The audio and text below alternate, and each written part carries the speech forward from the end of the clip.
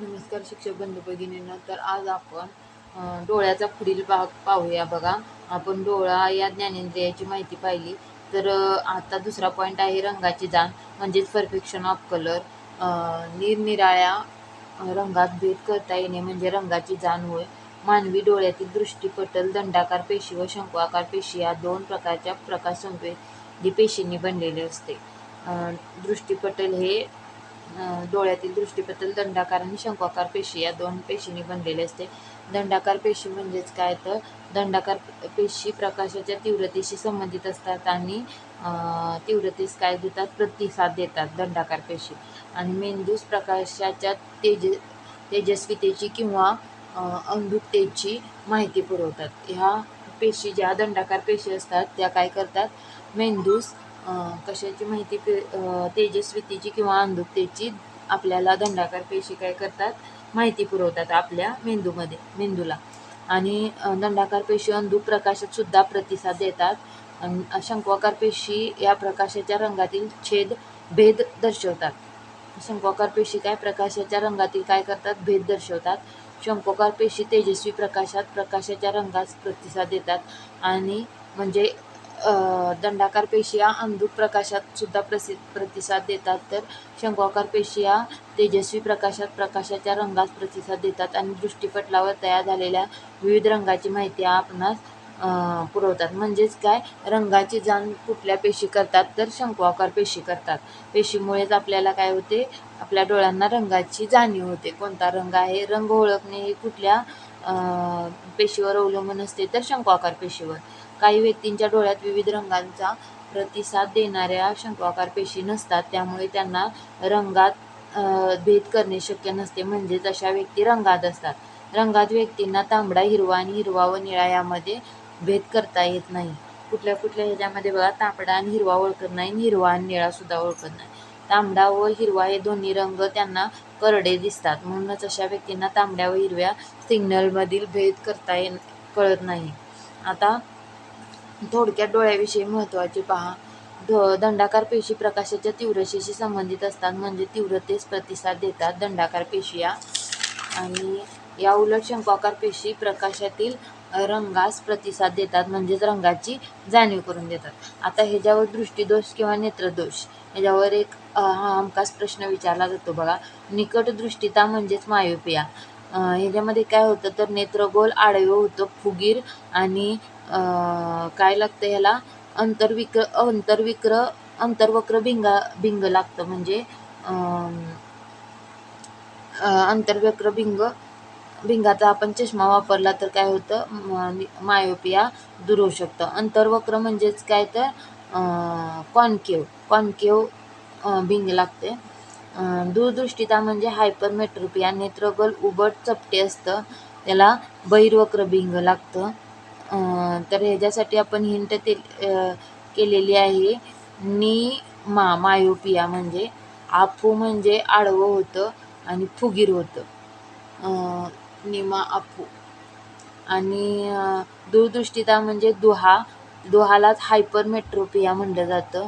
आणि उभट होतं नेत्रगोल आणि चपटे होतं. आणि बहिर्वक्र भिंग लागतं आपल्याला ह्याच्यासाठी. बहिर्वक्र भिंग म्हणजे कॉन्व्हेक्स लेन्स. इथं कॉन्केव्ह लेन्स आणि इथं कॉन्व्हेक्स लेन्स.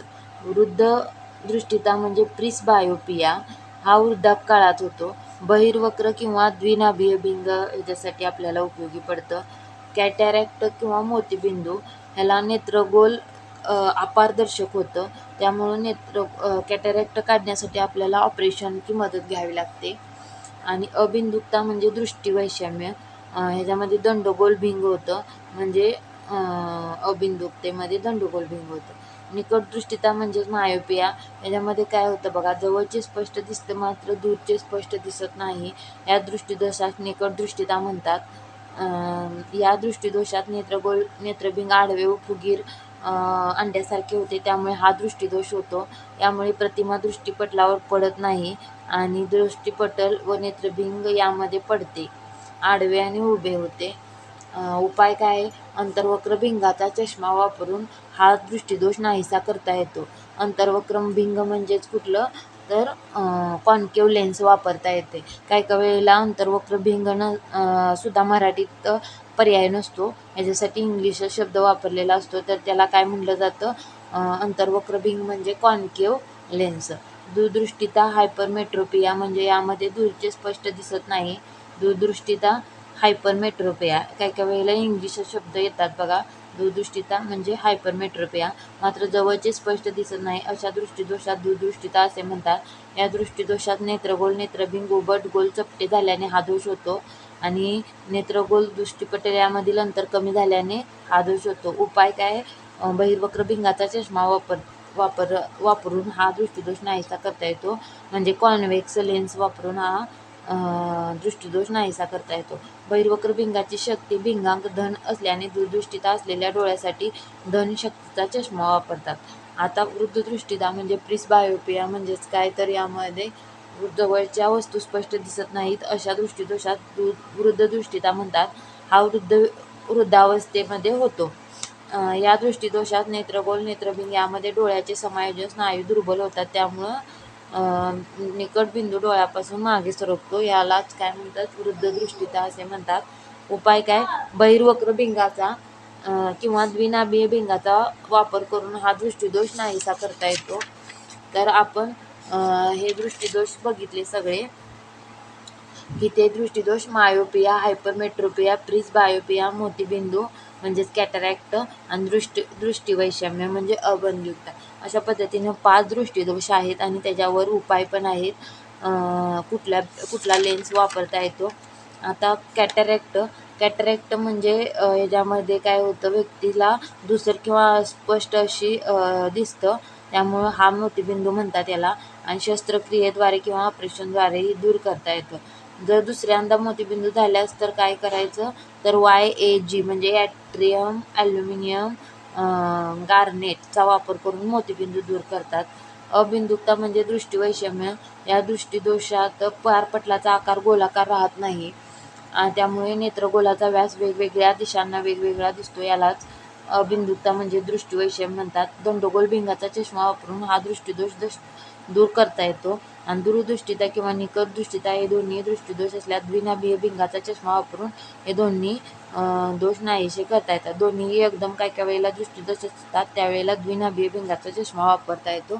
तर आपण अशा प्रकारे डोळ्याविषयी संपूर्ण माहिती पाहिलेली आहे. थँक्यू.